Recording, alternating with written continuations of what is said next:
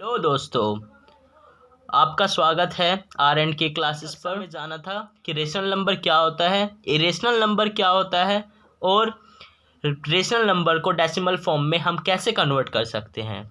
आज हम सीखेंगे डेसिमल फॉर्म को हम रेशनल नंबर में कैसे कन्वर्ट कर सकते हैं, नॉन टर्मिनेटिंग और टर्मिनेटिंग नंबर्स क्या होते हैं और एटसेट्रा। आइए सीखते हैं। टर्मिनेटिंग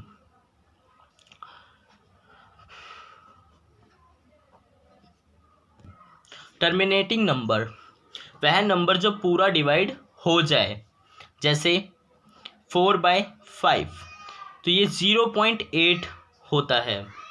ये हमारा टर्मिनेटिंग नंबर है, इसे हम हिंदी में शांत कहते हैं। और एक नॉन टर्मिनेटिंग नंबर होता है जो टर्मिनेट नहीं होता,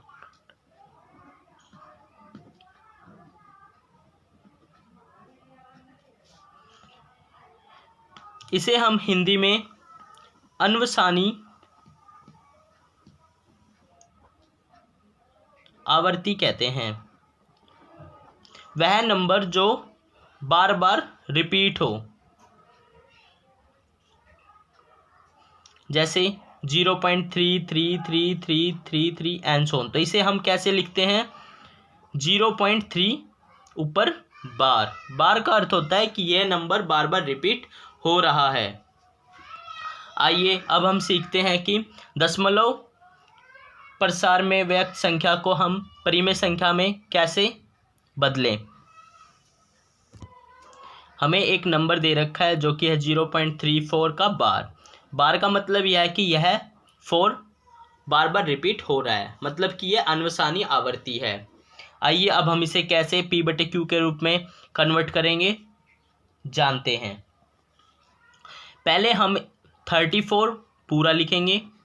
अब जिसके ऊपर बार है उससे अलग जो संख्या है वो इसमें से हम माइनस करेंगे, और अपॉन में जिसके ऊपर बार है उतना नीचे हम एक 9 लगाएंगे। और टोटल संख्या कितनी है हमारी? 2, तो एक 0।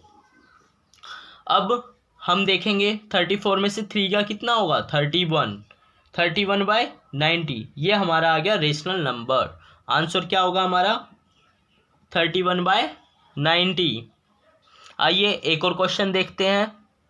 हमें एक क्वेश्चन दे रखा है 0.42 का बार। तो पहले हम 42 पूरा लिख लेंगे, और जितना संख्या पर बार है उतने हम 9 लगाएंगे। तो इस पे दोनों संख्या पर बार है तो इसलिए हम नीचे डबल 9 लगाएंगे। ठीक है, एक और क्वेश्चन देखते हैं। 0.343 का बार। तो अब हम इसे कैसे सॉल्व करेंगे आइए देखते हैं। सबसे पहले हम 343 पूरा संख्या लिखेंगे, माइनस जिस पर बार नहीं है उतना माइनस करेंगे, जितने बार है उतने 9 लगाएंगे, और टोटल संख्या हमारी 3 डिजिट की है तो इसलिए पीछे हम एक 0 लगा देंगे, क्योंकि हमें टोटल डिजिट कंप्लीट करनी होती है। अब हम इसे 341/990 लिखेंगे। ये हमारा आ गया P/Q की फॉर्म में, मतलब कि रेशनल नंबर में हमारा डेसिमल फॉर्म रेशनल नंबर में कन्वर्ट हो चुका है। इसी तरह 4 डिजिट का होगा, इसी तरह 5 डिजिट का होगा। आपके एग्जाम में कुछ इस प्रकार से क्वेश्चन पूछे जाते हैं जो कि 1 मार्क्स के होते हैं। अब हम सीखेंगे कि रैशनलाइजेशन कैसे करते हैं, अर्थात परिमेयकरण कैसे करते हैं। हमारे एग्जाम में कुछ इस प्रकार से क्वेश्चन पूछे जाते हैं, जैसे हमें कोई नंबर दे दिया जाता है 2 - √3, और हमें कह दिया जाता है कि हर का परिमेयकरण कीजिए।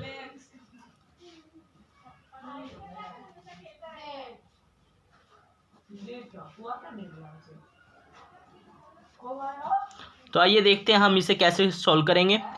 परिमेयकरण क्या होता है? परिमेयकरण, अगर कोई संख्या हमें दे रखी है a + b, कोई हमारा जनरल फॉर्म है, तो इसका परिमेयकरण करने के लिए मल्टीप्लाई करेंगे हम a - b और a - b से। मतलब कि जो डिजिट साइन यहाँ होगा परिमेयकरण करते वक्त वह साइन अपोजिट हो जाता है, मतलब कि बदल जाता है। अगर प्लस का है तो माइनस और माइनस का है तो प्लस का। इसे हम सोल्व करेंगे। 1 2 माइनस अंडर द रूट 3, तो इसे हम कैसे करेंगे, माइनस का है तो यहाँ पे क्या आ जाएगा प्लस का 3, 2 प्लस रूट 3। अब ऊपर तो 2 प्लस रूट 3 और एक नीचे आता है, एक आपने पढ़ा होगा a plus B a minus B is equal to होता है a square minus B square. तो इसी प्रकार 2 का स्क्वेयर माइनस में रूट 3 का स्क्वेयर, तो क्या होगा इसका 2 प्लस रूट 3, 4 माइनस में 3, तो 2 प्लस रूट 3/1। रैशनलाइजेशन करने के बाद हमें आंसर क्या प्राप्त होता है 2 प्लस रूट 3। आइए एक और क्वेश्चन देखते हैं। हमारा क्वेश्चन है 5/√3 माइनस √5 को रैशनलाइज करना है। तो आइए देखते हैं कैसे सॉल्व करेंगे। 5/√3 माइनस √5। अब मल्टीप्लाई का साइन, यहाँ पर माइनस का साइन है तो यहाँ पर क्या आ जाएगा हमारा प्लस का साइन आ जाएगा। क्या आ जाएगा प्लस का साइन। अब आगे 5/√3 प्लस √5 अपॉन में √3 का होल स्क्वायर माइनस √5 का होल स्क्वायर। ये यहाँ पर क्यों आया, क्योंकि एक इक्वेशन होती है हमारी जो कि a square minus B square is equal to a plus B और a माइनस बी होता है, इसीलिए हमने ये लिखा। अब सॉल्यूशन क्या होगा इसका 5/√3 under the bracket plus under the √5 close bracket 3 minus 5, तो ये आया माइनस का 5/2 under the bracket √3 plus √5। Answer हमारा ये होगा।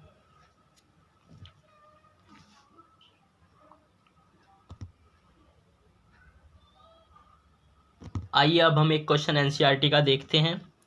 1/√7 माइनस 2 को हमें रैशनलाइज करना है, तो आइए करते हैं।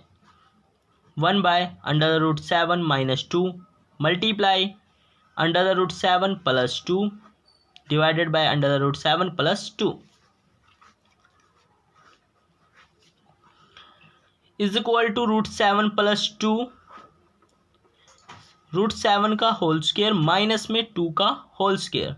तो हमें क्या प्राप्त होगा √7 प्लस 2 7 माइनस में 4 is equal to √7 plus 2 7 minus 4 3। तो हमारा आंसर क्या होगा परिमेयकरण रैशनलाइजेशन के बाद हमारा आंसर क्या निकला √7 प्लस 2 डिवाइडेड बाय 3। इसी प्रकार से आपके एग्जाम में क्वेश्चन पूछे जाते हैं, हमें कोई नंबर दे देता है और वो हमसे कहता है कि हमें इसका रैशनलाइज करना है। आपके एग्जाम में घातांकों के भी क्वेश्चन आते हैं, उसे जानने से पहले हमें कुछ जनरल टर्म को जानना जरूरी है। तो आइए जानते हैं वो जनरल टर्म क्या है। अगर बेस सेम हो और पावर मल्टीपल में हो, जैसे कि a की पावर m मल्टीप्लाई a की पावर n, यहाँ पर बेस क्या है सेम है जो कि a है, तो पावर क्या हो जाएगा आपस में जुड़ जाते हैं। अगर बेस सेम है और पावर अलग अलग है तो हमेशा बेस पावर क्या हो जाएगी सब्ट्रैक्ट, मतलब कि माइनस हो जाएगा। अगर बेस सेम है और पावर ब्रैकेट में है तो हम क्या करेंगे सीधा मल्टीप्लाई कर देंगे। इसी प्रकार से इसी बेस पे हमसे एग्जाम में क्वेश्चन पूछे जाते हैं। आइए देखते हैं किस प्रकार के क्वेश्चन होते हैं। हमें क्वेश्चन दे रखा है कि 1/64 उसका पावर हाफ। तो आइए देखते हैं इसे हम कैसे सॉल्व करेंगे। 1/64 8 का स्क्वायर होता है और ये 1/2।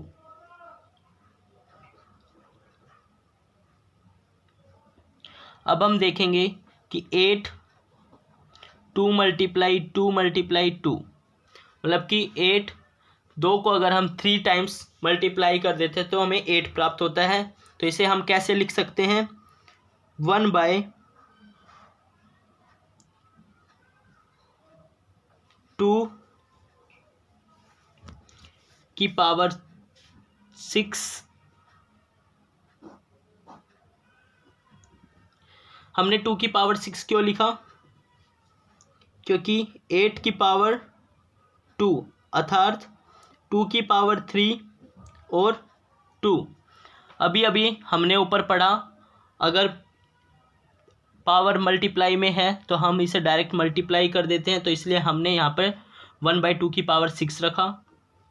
अब हम सोल्व करते हैं, 1/2 अंडर द ब्रैकेट, अब 6 में है तो 6 मल्टीप्लाई 1/2, तो 2 3 जा 6, तो 1/2 का क्यूब। आंसर क्या होगा हमारा, ये होगा, या हम इसे कैसे लिख सकते हैं, 1/8 भी लिख सकते हैं। हमारे एग्जाम में कुछ इस प्रकार से भी क्वेश्चन पूछे जाते हैं, जो कि 2 की पावर 1/2 दे रखा है, डॉट का मतलब होता है मल्टीप्लाई में है 2 की पावर 3/2। इसमें हम देख रहे हैं कि बेस क्या है हमारा 2, मतलब कि बेस सेम है, तो पावर क्या हो जाएगा हमारा, ऐड हो जाएगा। क्या हो जाएगा, ऐड। तो पावर ऐड होने के बाद हमारा आंसर क्या होगा, 4/2, 2 2 जा 4, तो 2 की पावर 2 अर्थात 4, आंसर क्या होगा हमारा, 4 होगा। इसी प्रकार से अगर कोई क्वेश्चन आ जाए 11 1/5 अपॉन 11 1/2, तो हम क्या करेंगे, इसमें हमारा बेस सेम है और ये डिवाइड में है, तो हमने पढ़ा था अगर कोई क्वेश्चन डिवाइड में है और बेस सेम है तो पावर क्या हो जाएगी, माइनस हो जाएगी। क्या हो जाएगी, माइनस। तो आइए देखते हैं, 11, 5 और 2 का एलसीएम हमारा 10 आएगा, 2 माइनस में 5, तो माइनस का 3/10, तो ये क्या हो जाएगा, 1/11 माइनस 11 3/10।